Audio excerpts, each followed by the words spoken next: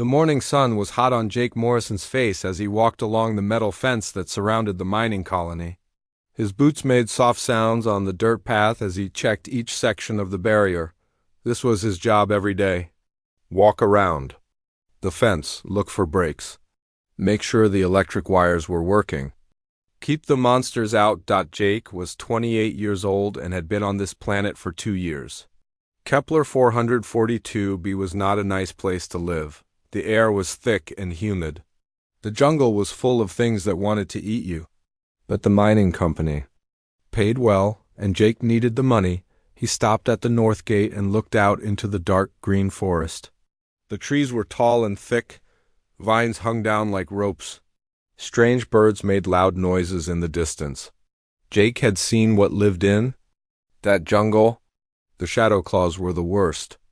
They were as big as trucks and had teeth like knives. They hunted in groups and were very smart. Jake checked his watch. 10:30 in the morning.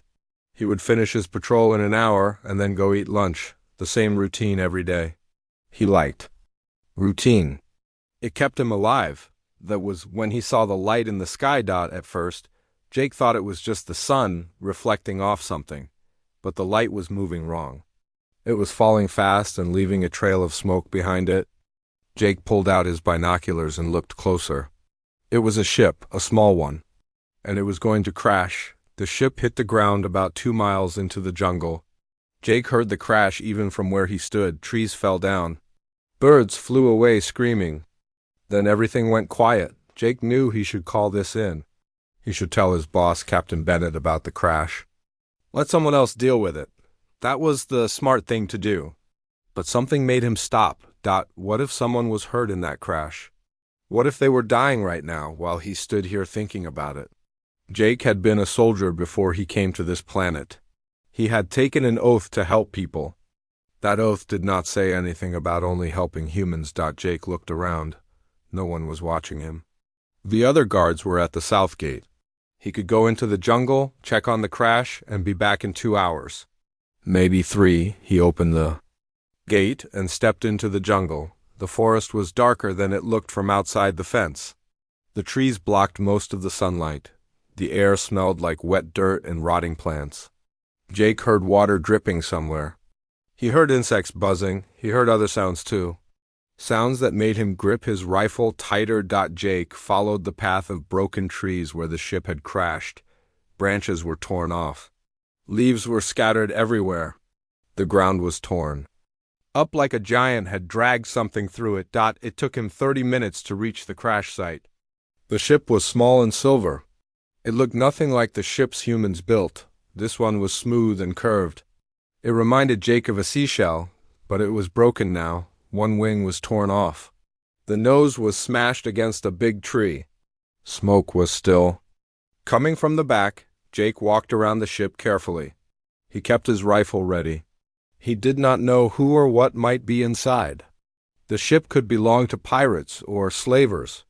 Or worse things. He found a hole in the side of the ship. The metal was bent outward like something had exploded inside. Jake looked through the hole. It was dark inside. He could not see much. "Hello," he called out. "Is anyone in there?" No answer. Jake pulled out his flashlight and shined it inside. The inside of the ship was very different from human ships. Everything was curved and smooth. The walls glowed with a soft blue light, or they had before the crash. Now most of the lights were broken. Jake squeezed through the hole. His boots crunched on broken glass. The inside of the ship was bigger than it looked from outside. There were strange symbols on the walls. Jake could not read them. He heard a sound. A soft whimpering sound like a hurt animal might make. Jake followed the sound to the front of the ship. That was where he found her. She was small and looked young. Maybe 16 years old if she had been human, but she was not human. Her skin was pale blue like the color of ice. Her hair was white and very long. Her eyes were big and purple. She was wearing clothes that looked like they were made from silver fabric. The girl was trapped under a piece of metal that had fallen from the ceiling. Her leg was caught underneath it. She was awake but looked very scared. When she saw Jake, she tried to move away from him. She made sounds that might have been words, but Jake did not understand them. "It's okay," Jake said in a soft voice. He put his rifle down and held up his hands to show he was not going to hurt her. "I'm here to help." The girl said something in her language. She sounded afraid. Jake could see tears in her purple eyes. Jake pointed to himself. "Jake," he said. Then he pointed to her and raised his eyebrows to ask her name. The girl looked at him for a long moment. Then she made a sound that was like Zara. "Zara," Jake repeated. The girl nodded a little. Jake looked at the metal piece that was trapping Zara's leg. It was heavy, but he thought he could lift it. He pointed to the metal and made a lifting motion with his hands. Then he pointed to Zara and made a pulling motion. Zara seemed to understand. She nodded and got ready to pull her leg free. Jake grabbed the metal piece and lifted it as hard as he could. It was heavier than he thought. His muscles strained. But he got it up enough for Zara to pull her leg out. Zara cried out when she moved her leg. Jake could see it was hurt badly. There was blue blood on her silver clothes. Her leg was bent in a way that legs should not bend. Jake had medical training from his time as a soldier. He knew how to help hurt people. But Zara was not human. He did not know if human medicine would work on her. He decided to try anyway. Jake took off his backpack and pulled out his medical kit. He had bandages, medicine for pain, and other supplies. He showed them to Zara and pointed to her leg. Zara looked scared again, but she was also in pain. After a moment, she nodded and let Jake look at her leg. Jake worked carefully. He cleaned the wound with water from his canteen. He gave Zara a small dose of human pain medicine. She seemed to feel better after that. Then he wrapped her leg with bandages and used 2 straight pieces of metal from the ship to make a splint. When he was done, Jake helped Zara sit up. She was still weak, but she looked better than before. That was when Jake heard the howling. The sound came from somewhere. In the jungle, it was long and deep and hungry. Jake knew that sound, shadow claws, and they were getting closer. Jake looked around the crashed ship. The metal walls were thin. They would not stop the monsters. And there was nowhere to run. Zara could not walk fast with her hurt leg. Jake picked up his rifle and checked how much ammunition he had. 2 full clips, maybe 60 shots. That might be enough to fight off a small group of shadow claws. But if there were more than 5 or 6, he and Zara were going to die. The howling came again. Closer this time. Jake could hear branches breaking as something big moved through the jungle toward them. Jake looked at Zara. She was looking at him with her big purple eyes. She looked scared, but she also looked grateful. She knew he had saved her life. Now he had to try to keep them both alive. Jake helped Zara stand up. She leaned against him for support. Together, they moved toward the hole in the ship. Jake did not know where they could go, but they could not stay here. The sun was starting to set. Soon it would be dark. That was when the shadow claws liked to hunt the most. Jake and Zara stepped out of the broken ship and into the jungle. Somewhere in the darkness, monsters were coming for them. The howling was getting louder. Jake could hear at least 3 different voices in the sound, maybe more. He helped Zara move away from the crashed ship as fast as they could go. Her hurt leg made her slow, but she tried her best not to hold him back. Jake looked around the jungle for somewhere safe to hide. The trees were thick, but climbing them would be hard with Zara's injured leg. The shadow claws were good climbers anyway. They needed something better. About 50 yards from the crash site, Jake saw a pile of rocks. They were big rocks, almost as tall as a person. Some of them had fallen in a way that made a small cave. It was not much, but it was better than nothing. "There," Jake said, pointing to the rocks. He helped Zara limp toward them. They reached the rocks just as the sun disappeared behind the trees. The jungle became very dark, very fast. Jake helped Zara sit down inside the small cave. Then he started gathering things they would need. Jake went back to the crashed ship. He moved quickly and quietly. He could hear the shadow claws getting closer. Their heavy footsteps made the ground shake. Jake grabbed pieces of metal from the ship. He also found some wires that still had power in them. The ship's battery was broken, but some parts still worked. Back at the rocks, Jake used the metal pieces to make walls that would block the entrance to their cave. It was not much, but it might slow down the monsters. He connected the wires to make a simple alarm system. If something touched the wires, they would make noise and warn him. Zara watched him work. She could not help much because of her leg, but she tried to be useful. She pointed to different pieces of metal and made sounds. Jake thought she was trying to tell him which pieces would work best. When Jake was done building their shelter, he sat down next to Zara. She was shivering. The jungle got cold at night, and she was hurt and scared. Jake took off his jacket and put it around her shoulders. Zara looked surprised.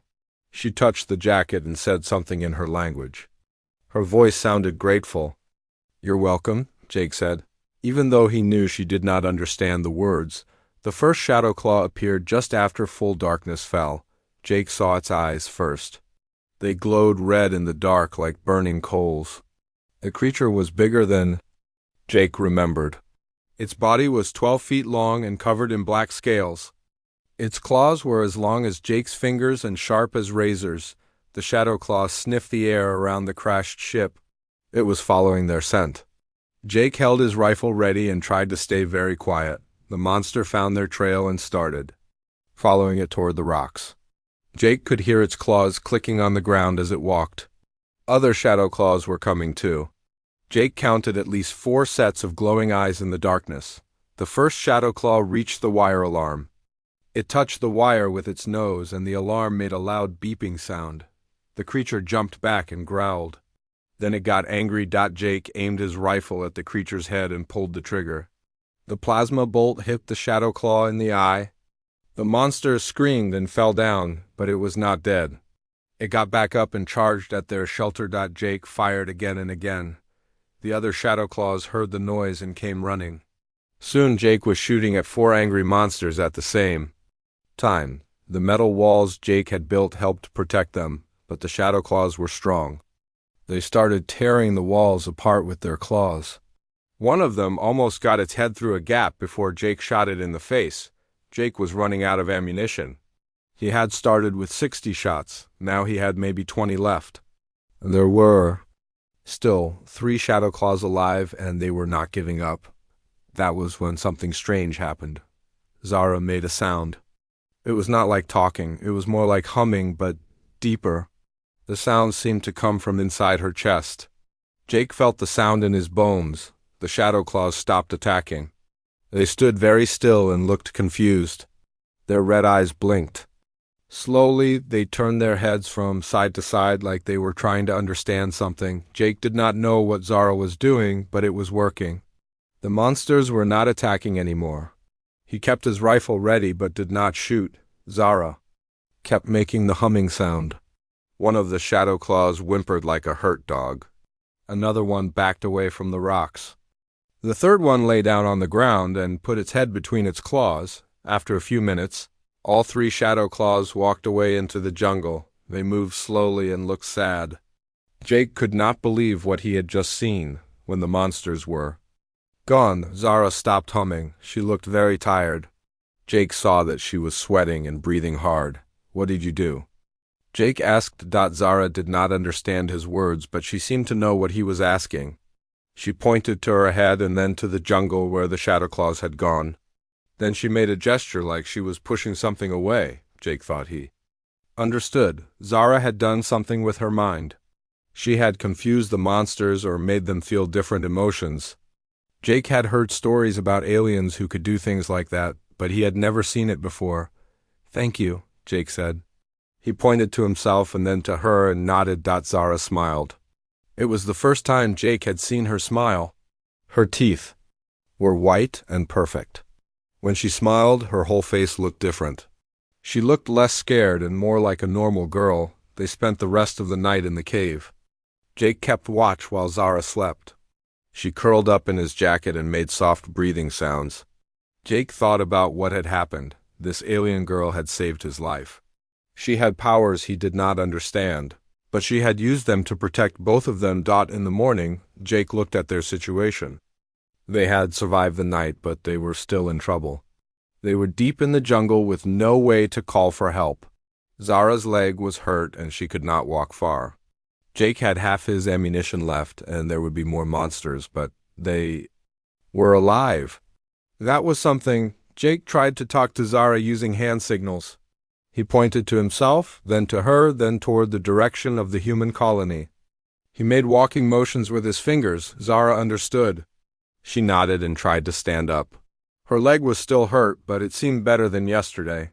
Jake's bandages and medicine had helped. Jake helped Zara practice walking. She leaned on him for support. It was slow, but she could move. They would not be able to go fast, but they could travel. Jake packed up everything useful from their shelter. He kept the metal pieces in case they needed to build another shelter. He also found some fruit growing on nearby trees. He did not know if it was safe for humans to eat, but Zara pointed to it and nodded. She had eaten this fruit before. Before they left, Jake tried to teach Zara some English words. He pointed to himself and said, "Jake," several times. Then he pointed to her and said, "Zara." She repeated both names. Then Jake pointed to the jungle and said, "Dangerous." He made a scary face and growled.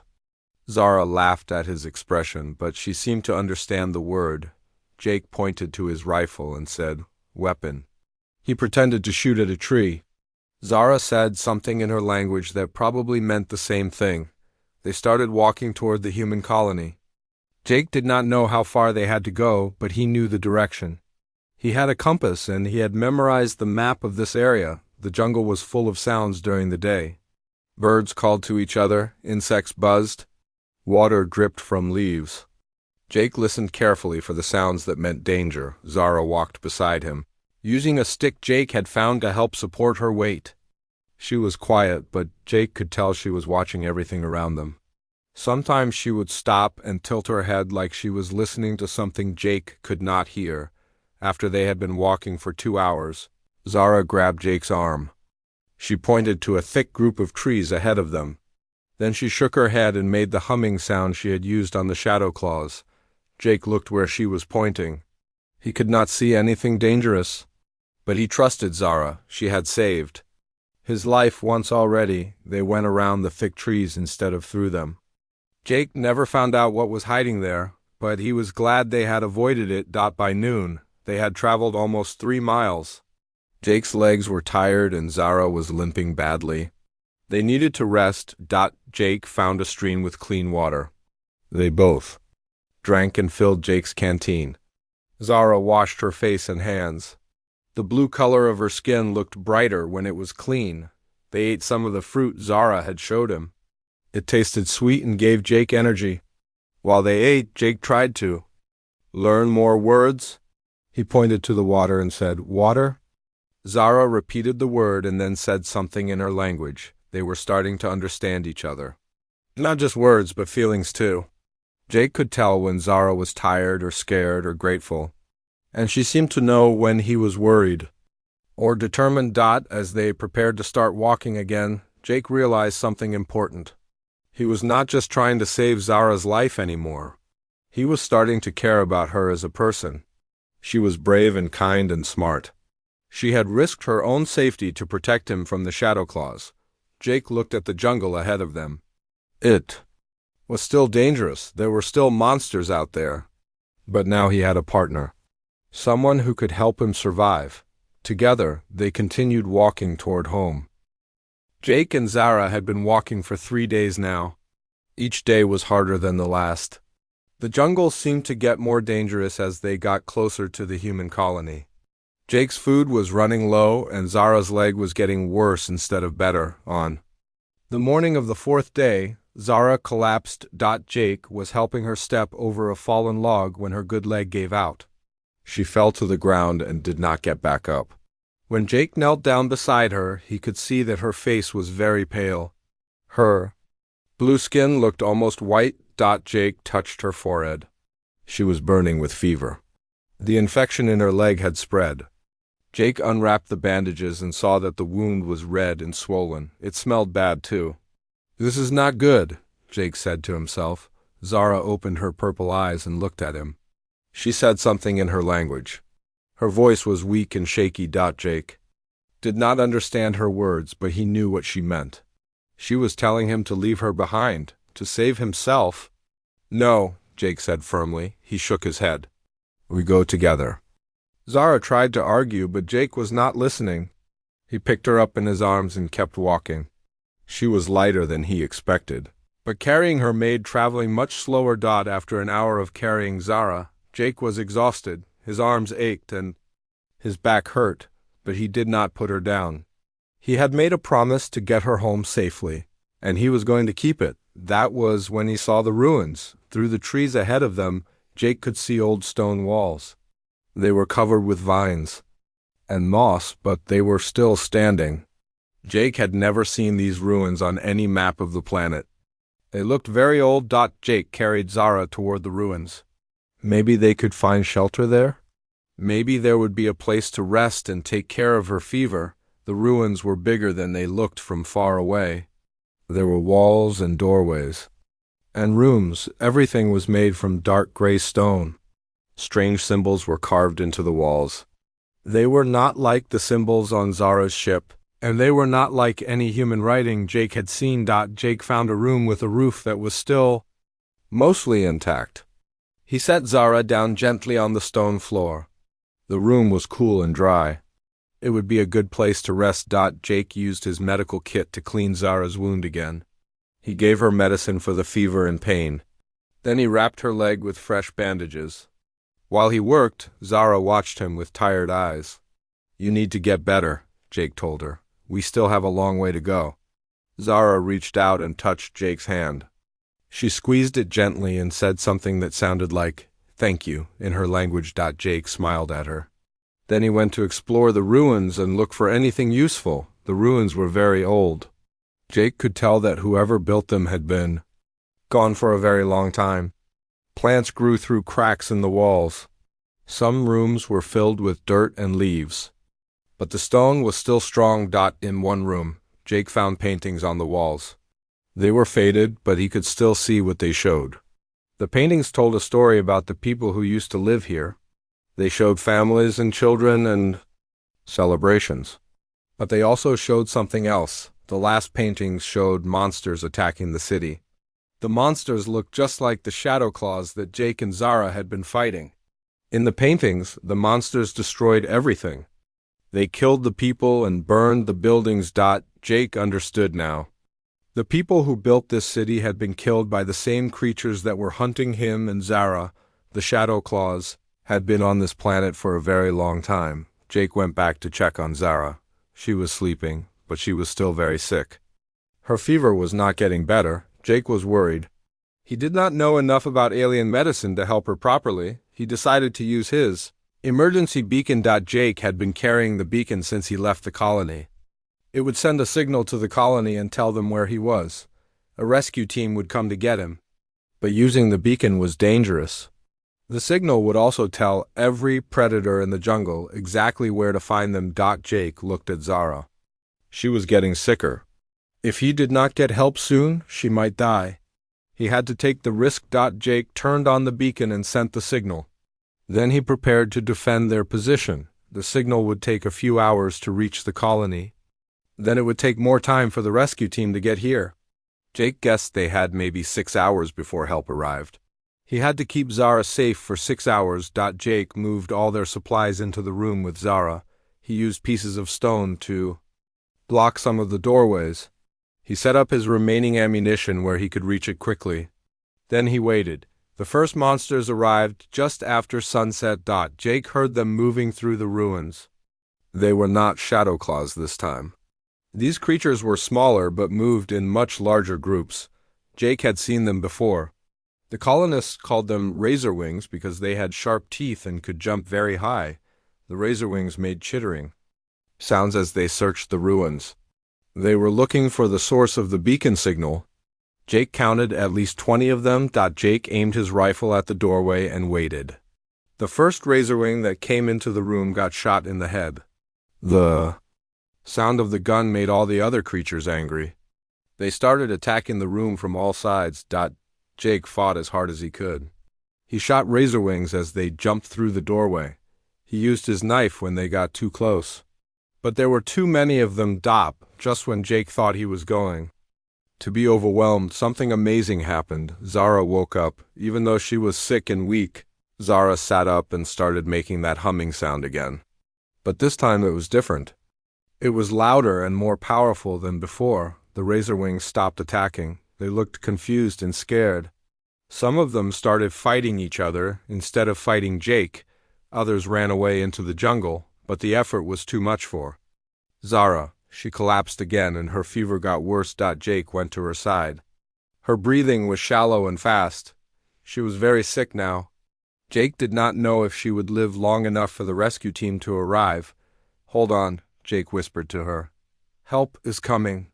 Jake heard new sounds outside the ruins. Engines, aircraft. Engines. The rescue team was here. Jake picked up his rifle and went to the doorway. He could see lights in the sky.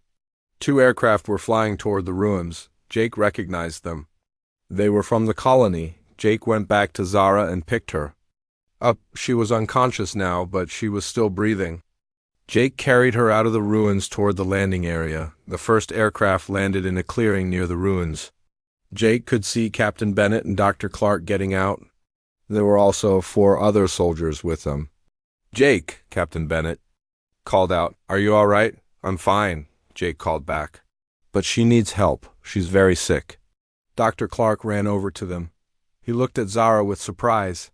"She's an alien," he said. "Yes," Jake said. "And she saved my life." "More than once," Dr. Clark nodded. "Let's get her to the medical bay. We'll do everything we can." The soldiers helped Jake carry Zara to the aircraft. As they flew back toward the colony, Dr. Clark worked on Zara. He gave her medicine and checked her vital signs. "Will she be okay?" Jake asked. "I don't know," Dr. Clark said honestly. "I've never treated an alien before. But she's strong. She has a good chance." Jake looked down at Zara. Her face was peaceful now that she was getting proper medical care. He had kept his promise. He had gotten her to safety, but Jake knew their journey was not over.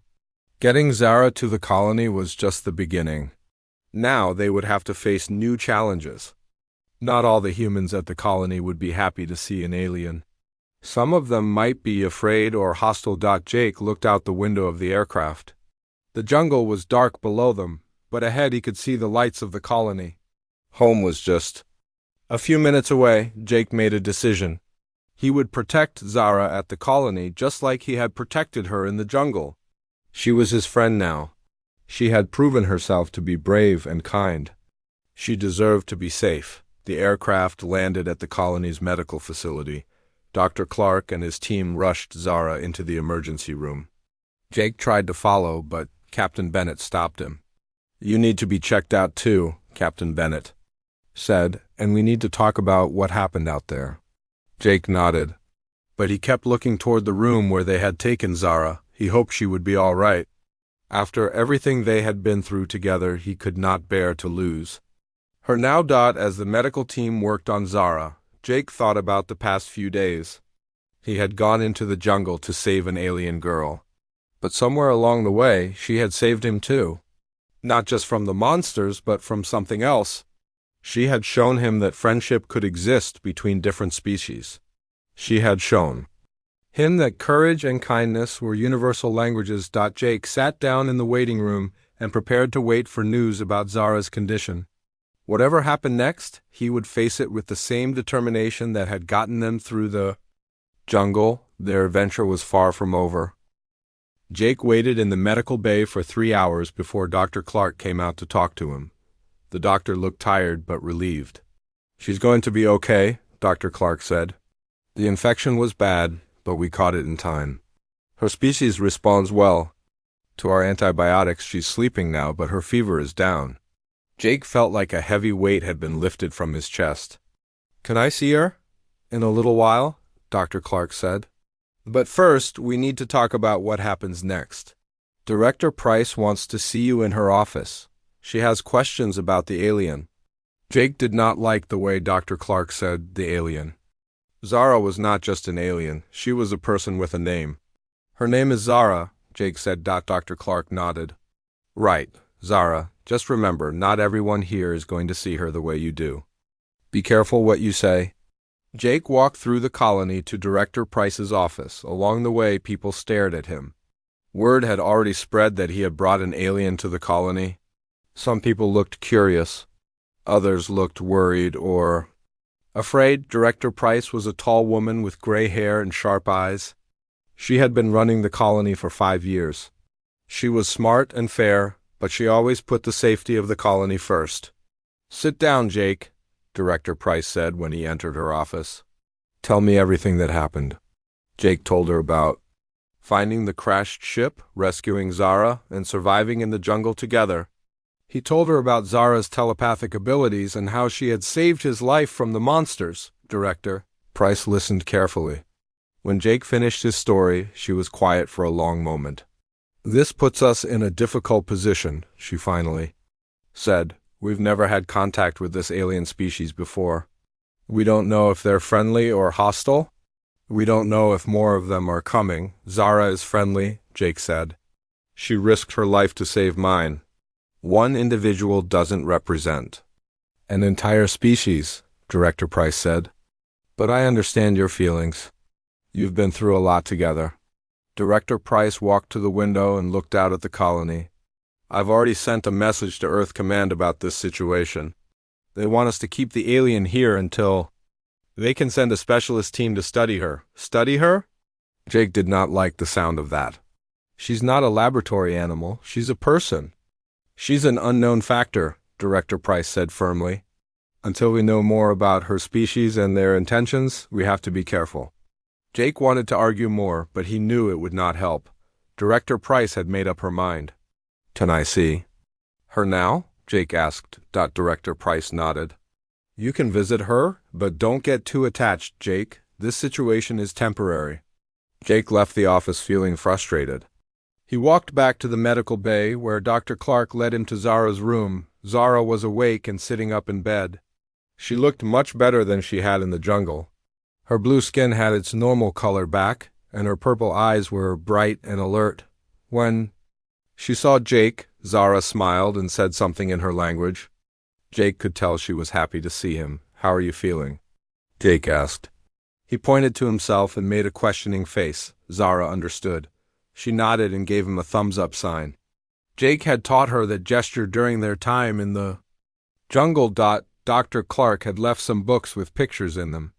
Jake and Zara spent the next hour looking at the pictures and learning each other's languages. Zara was very smart. She learned English words quickly. "Water," she said, pointing to a picture of a lake. "Good," Jake said. Then he pointed to a picture of a tree. Tree, Zara repeated. Her accent was strange, but Jake could understand her. After a while, Zara was able to speak simple sentences in English. "Jake, good friend," she said. Zara thanked Jake. "You're welcome," Jake said. "You saved my life too. We're even." Zara looked confused by the word even. Jake tried to explain by pointing back and forth between them and nodding. Zara seemed to understand. Over the next few days, Jake visited Zara every day. Each time, her English got better. She told him about her people, the Valorians. They were peaceful and lived on many planets. They were explorers and scientists. Zara's ship was Scout Ship, she explained. Looking for new planets. Good planets. "What happened to your ship?" Jake asked. Zara's face became sad. "Bad ships attacked, black ships, very dangerous. Zara's ship broken, had to escape." Jake wanted to know more about these black ships, but Zara became upset when she talked about them. He decided not to push her for details. While Zara recovered, other things were happening in the colony. Not everyone was happy about having an alien living with them. Some colonists were afraid. They thought Zara might be dangerous or that more aliens might come to attack them. Jake heard people talking about Zara in the dining hall and the work areas. Most of the talk was negative. "We don't know anything about her," said Pete Collins, one of the miners. "She could be a spy or a scout for an invasion force." "Jake says she saved his life," replied Maria Santos, who worked in the communications center. "Jake's been in the jungle too long," Pete said. "Maybe the alien did something to his mind." Jake wanted to defend Zara, but he knew arguing would only make things worse. Instead, he decided to show people that Zara was not dangerous. Jake asked Dr. Clark if Zara could help in the medical bay. Zara's people had natural empathic abilities. She could sense when people were in pain or distress. Dr. Clark was curious about this ability. He agreed to let Zara help with some of the patients. The first patient was Tommy Adams, a young colonist who had been hurt in a mining accident. He had broken his arm and was in a lot of pain. The human painkillers were not working very well. Zara sat next to Tommy's bed and placed her hand gently on his forehead. She began making a soft humming sound, similar to what she had done with the shadow claws, but much gentler. Tommy's face relaxed. The pain lines around his eyes disappeared. He fell asleep peacefully for the first time since his accident. Dr. Clark was amazed. How did she do that? Jake did not know the scientific explanation, but he had seen Zara's abilities before. She can sense emotions and feelings. Maybe she can change them too. Word spread quickly about what Zara had done for Tommy. Other patients asked to see her. Zara was happy to help. She worked with Dr. Clark to ease pain and calm frightened patients. Slowly, people's opinions about Zara started to change. They saw that she was kind and wanted to help. She was not dangerous, but not everyone was convinced. Pete Collins and a few others still thought Zara was a threat. She's using some kind of mind control, Pete argued. How do we know she's not? Controlling all of us? This worried some people. Jake could see that the colony was starting to divide into two groups. Those who trusted Zara and those who feared her. The situation got worse when little Amy Roberts went missing. Amy was 6 years old. She had wandered away from the colony while her parents were working. It happened sometimes. Children got curious and went exploring. Usually they were found quickly, but Amy had been gone for a whole day. Search teams had looked everywhere near the colony. They could not find any trace of her. Captain Bennett was organizing a larger search into the jungle, but everyone knew how dangerous that would be. That was when Zara offered to help. Zara can find little girl, she told Jake in her improving English. Can sense her feelings if she... alive. Jake brought this idea to Captain Bennett. Bennett was desperate. They were running out of options. Are you sure she can do this? Captain Bennett asked. She found the shadow claws before they found us, Jake said. She can sense living things from far away. Captain Bennett decided to try it. But Pete Collins and his supporters objected. We're not going to trust an alien with a human child, Pete said. What if this is all a trick? What if she's working with whoever took Amy? Nobody took Amy, Jake said angrily. She wandered off. And Zara wants to help find her. The argument got heated. Some colonists supported letting Zara help. Others thought it was too risky. Director Price had to make the final decision. She thought about it for a long time. We'll let her try, Director Price finally said. But Jake goes with her. And if anything goes wrong, anything at all, we bring them both back immediately. Jake and Zara joined the search team. Captain Bennett led them to the last place Amy had been seen. From there, Zara closed her eyes and concentrated. After a few minutes, Zara opened her eyes and pointed toward a thick part of the jungle. That way, she said, little girl scared but alive. The search team followed Zara's directions. She led them through parts of the jungle that the other teams had not searched. After 2 hours of walking, they heard a small voice crying. They found Amy trapped in a deep hole that had been covered by fallen leaves. She had fallen in and could not climb out. She was scared and hungry, but she was not hurt. Jake climbed down into the hole and lifted Amy out. She hugged him tightly and cried with relief. The search team brought Amy back to the colony. Her parents were overjoyed to see her safe. The whole colony celebrated. Pete Collins had to admit that Zara had saved Amy's life. Even he could not argue.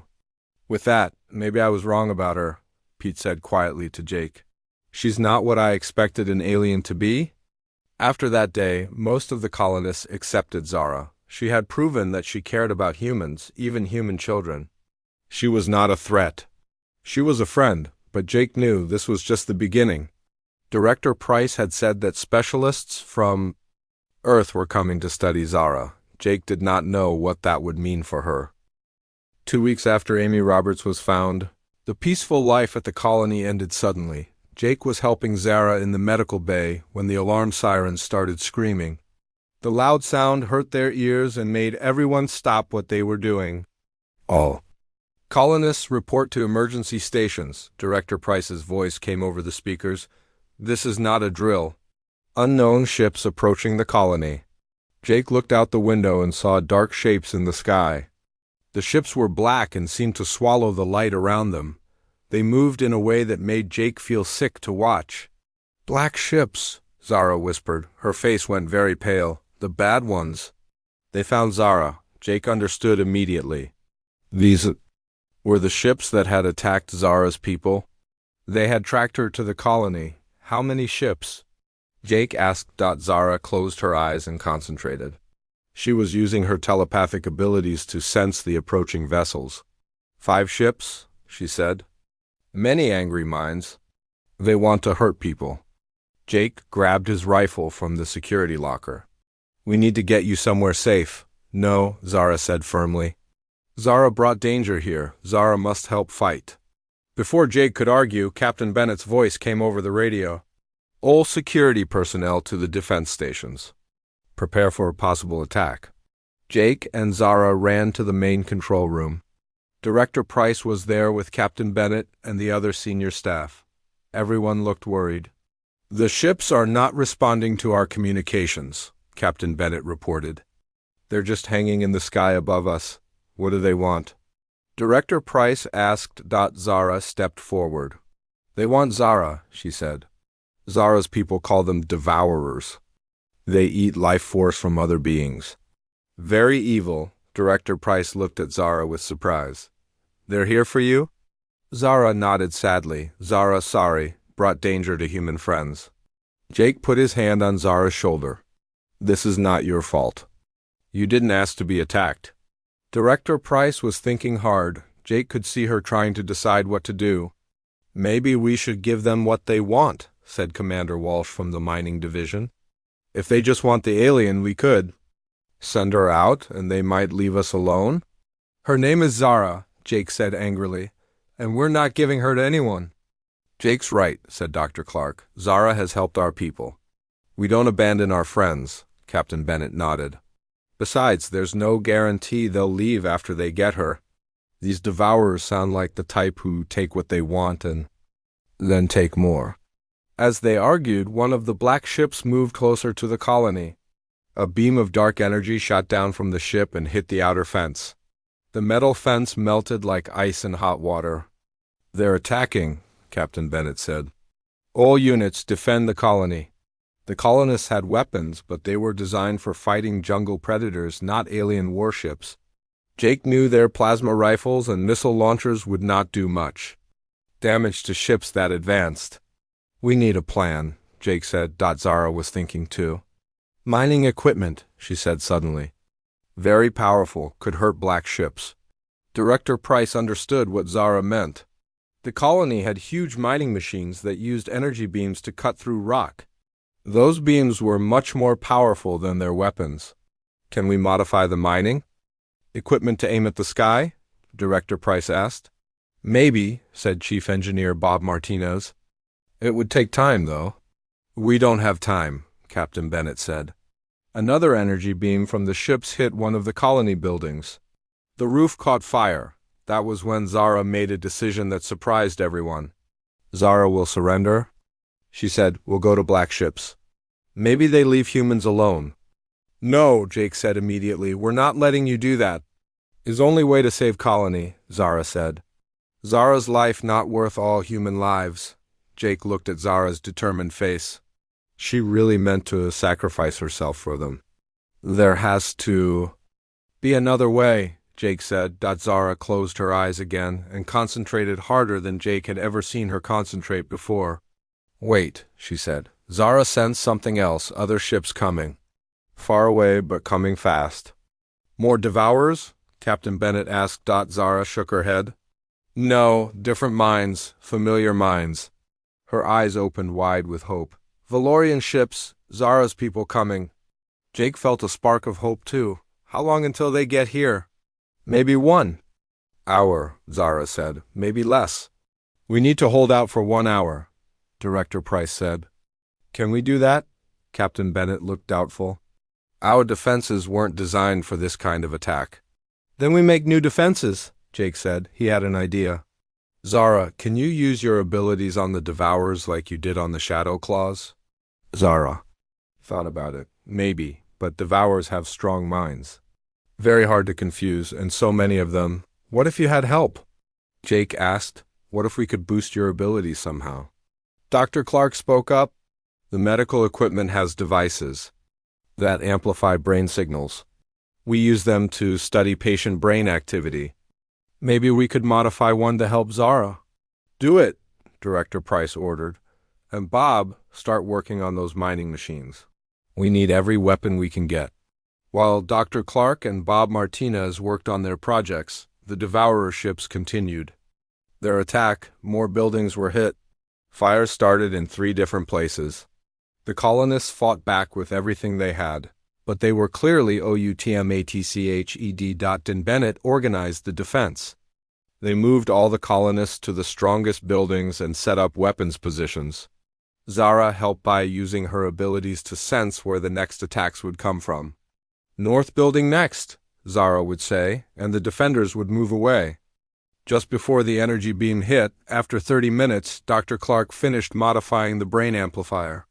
It looked like a helmet with wires and blinking lights. I don't know if this will work, Dr. Clark said. And I don't know if it's safe for Zara to use. Zara will try, she said bravely. Jake helped Zara put on the helmet. When Dr. Clark turned it on, Zara's eyes glowed with a soft purple light. Can you sense the Devourers now? Jake asked. Zara nodded. Yes, very clear now. Many minds full of hunger and hate. She concentrated harder. Zara can touch their minds, can make them confused. Zara began making her humming sound, but much louder than before. The helmet amplified her telepathic abilities and broadcast them toward the Devourer ships. The effect was immediate. The black ships stopped firing and began flying in confused circles. Jake could see them bumping into each other in the sky. It's working? Captain Bennett said with amazement, but the effort was taking a toll on Zara. Jake could see sweat on her forehead and her hands were shaking. How long can you keep this up? Jake asked. Not long, Zara said through gritted teeth. Very hard to control so many minds. Bob Martinez had finished modifying 2 of the mining machines. He aimed them at the confused Devourer ships and fired. The energy beams were much more powerful than regular weapons. They cut through one of the black ships like paper. The ship exploded in a ball of dark fire. Got one, Bob shouted, but the explosion broke Zara's concentration. The remaining Devourer ships stopped being confused and resumed their attack. Now they were angry. The ships focused all their fire on the colony's main building where Zara was located. Jake grabbed Zara and ran for cover as energy beams destroyed the roof above them. Zara can't do it again so soon, she said weakly. Too tired, Jake looked at the sky. The 4 remaining Devourer ships were preparing for a final attack. Bob's mining machines had been destroyed in the bombardment. That was when Jake saw new lights in the sky. These lights were blue and beautiful, not black and hungry like the Devourer ships. Valorian ships, Zara said with joy. 3 elegant blue ships swooped down from the clouds. They were smaller than the Devourer vessels, but moved much faster. They fired beams of pure white energy at the black ships. The battle in the sky was fierce. The Valorian ships were outnumbered, but they were also more advanced. Jake watched as they danced around the clumsy Devourer vessels, hitting them with precise shots. One by one, the black ships were destroyed. The last Devourer ship tried to escape, but a Valorian ship chased it down and destroyed it far from the colony. When the battle was over, the largest Valorian ship landed near the colony. A tall figure in silver clothing walked out of the ship. He looked like Zara but older and male. Kale, Zara cried out. She ran toward the figure despite her exhaustion. The 2 aliens embraced. Jake could tell they were family. Probably brother And sister, Kale looked around at the damaged colony and then at Jake. When Zara told him something in their language, Kale's expression changed to one of gratitude. Kale walked over to Jake and bowed formally. Then he spoke in accented but clear English. You saved my sister's life, Kale said. The Valorian people are in your debt? She saved mine too, Jake replied. We're even, Director Price approached them. We need to talk about what happens next, she said. Over the next few hours, Jake learned a lot about the larger situation. The Devourers had been attacking peaceful worlds for months. The Valorians and other species had been fighting them, but the Devourers were winning. We need allies, Kale explained. The Devourers are too strong for any one species to fight alone. What are you suggesting? Director Price asked. An alliance, Kale said. Humans and Valorians working together. Sharing technology and knowledge, fighting the Devourers as partners. Director Price looked thoughtful. I would need approval from Earth Command. We understand, Kale said. But we hope you will consider it. Your people showed great courage today.